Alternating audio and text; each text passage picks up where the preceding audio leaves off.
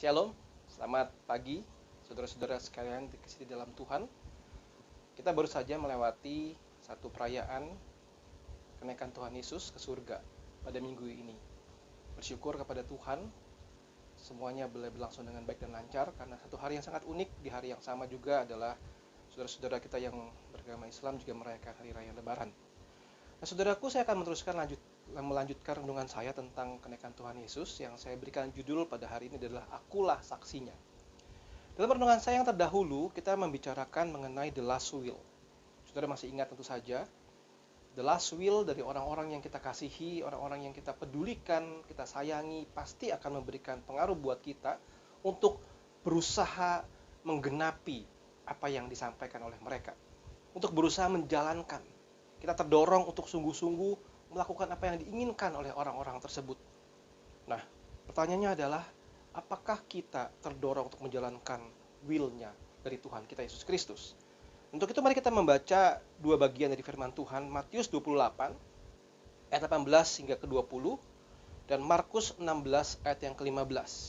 Saudara, saya akan membacakan Matius 28 ayat ke-19. Karena itu pergilah, jadikanlah semua bangsa muridku, dan baptislah mereka dalam nama Bapa dan Anak dan Roh Kudus. Ajarlah mereka melakukan segala sesuatu yang telah kuperintahkan kepadamu. Ketahuilah aku menyertai kamu senantiasa sampai kepada akhir zaman. Satu lagi dari Injil Injil Markus 16 ayat yang ke-15. Lalu ia berkata kepada mereka, pergilah ke seluruh dunia, beritakanlah Injil kepada segala makhluk.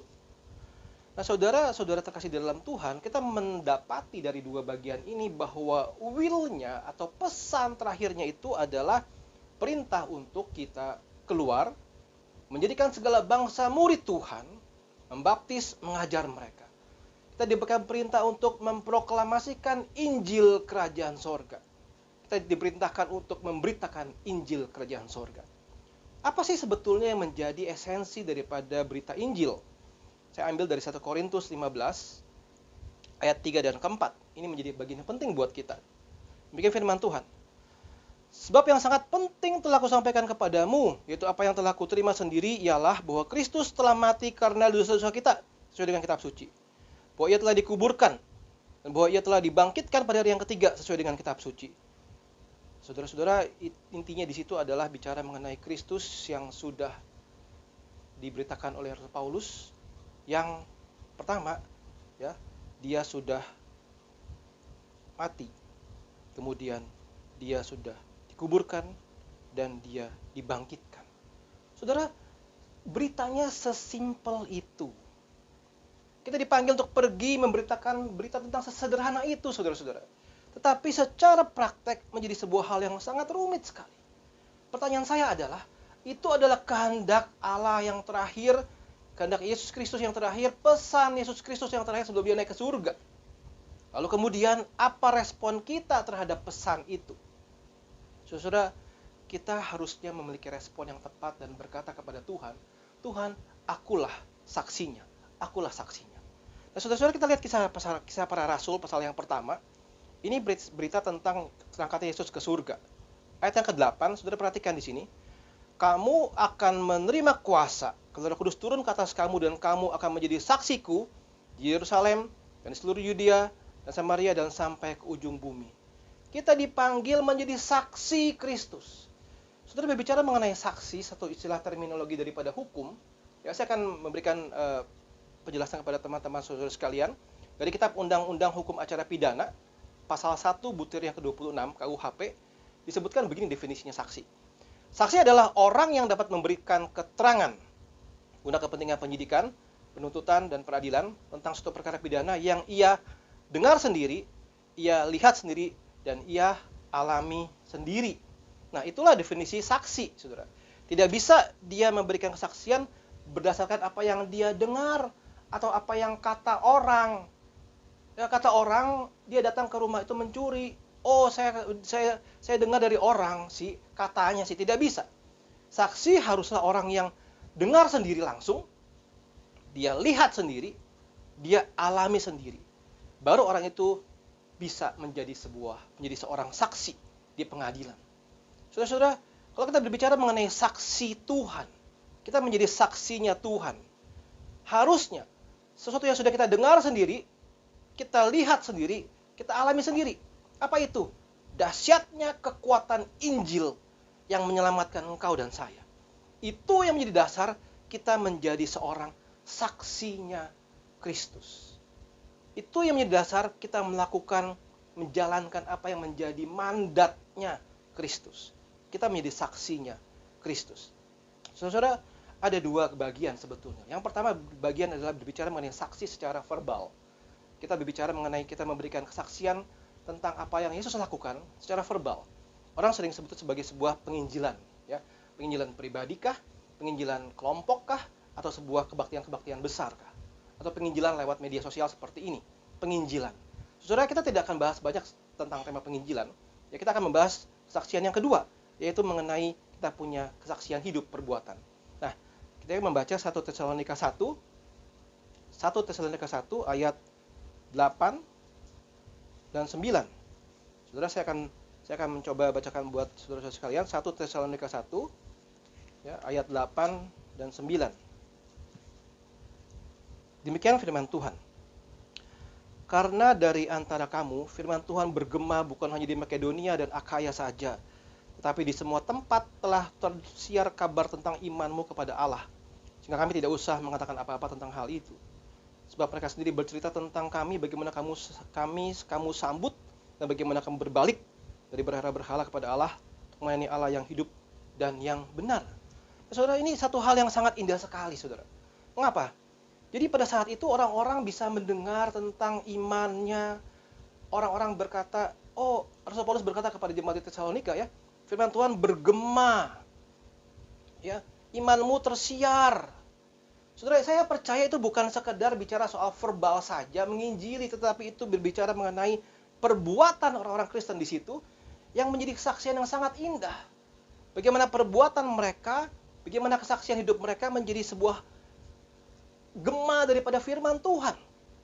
Saudara, itu luar biasa sekali, saudara. Kita dipanggil untuk menjadi saksi Kristus, bukan cuma lewat perkataan saja, tetapi lewat perbuatan kita sehari-hari. Saudara, ini kelihatannya mudah, tetapi sulit luar biasa. Berapa kali kita bergumul melihat orang-orang yang Kristen tetapi menunjukkan kesaksian hidup yang tidak baik. Berapa kali kita berjuang untuk bisa menunjukkan kesaksian kita hidup yang baik. Tidak mudah, saudara-saudara. Tidak mudah. Lebih mudah mungkin kita hanya ngomong saja tentang Injil. Yesus mati buat kamu, dia bangkit buat kamu, bertobatlah. Mungkin saja lebih mudah ngomong seperti itu. Kenapa? Selesai ngomong, kita tinggalkan orang itu. Tapi yang jauh lebih sulit adalah bagaimana kita dalam hidup sehari-hari mencerminkan Injil Kristus. Dalam hidup sehari-hari kita mencerminkan firman Tuhan. Artinya, firman Tuhan bergema dalam hidup kita. Saudara, kitalah saksinya. Kita tidak hanya mengalami berita Injil saja. Kita sudah tahu itu semua, kita sudah mengalami pertobatan di dalam Tuhan, kita sudah mengenakan pakaian baru. Nah, dalam posisi seperti itu, marilah kita berkata, akulah saksinya. Saudara, tidak mudah, sangat tidak mudah. Kadang-kadang kita seringkali mengalami pergumulan yang sulit sekali untuk bisa menunjukkan kesaksian hidup sebagai orang percaya. Bahkan di tengah-tengah keluarga kita sendiri. Tidak usah jauh-jauh ngomongin soal orang lain, saudara. Mungkin keluarga kita pun melihat, kok dia bersikap seperti itu. Bagaimana Injil dinyatakan dalam hidup dia. Saudara, firman Tuhan memberikan satu perintah buat kita memberitakan Injil kepada segala makhluk, kepada setiap orang. Dan kita bisa memahami di sini, bukan hanya verbal kita memberitakan Injil saja, tetapi bagaimana kita punya perbuatan. Jadi ada iman yang ditunjukkan, ada iman yang dinyatakan kepada orang lain, dan ada perbuatan kita. Mari kita berkomitmen bersama mengatakan kepada sesama kita, aku saksinya Kristus. Saudara, mari kita berkata kepada Tuhan, Tuhan, aku mau jadi saksimu. Aku saksimu, Tuhan. Aku sudah mengalami itu semua. Aku mau pada hari ini menjalankan perintah, amanat terakhir sebelum Yesus naik ke surga. Dan berkata, aku mau menjadi saksi Kristus. Akulah saksinya. Saudara, di luar kita banyak sekali orang-orang yang masih belum mendengar Injil. Orang-orang yang hidupnya masih jauh di dalam dosa.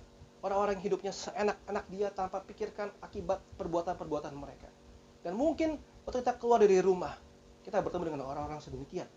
Terus saya bacakan sebuah teks lagu yang sangat indah dengan judulnya People Need the Lord.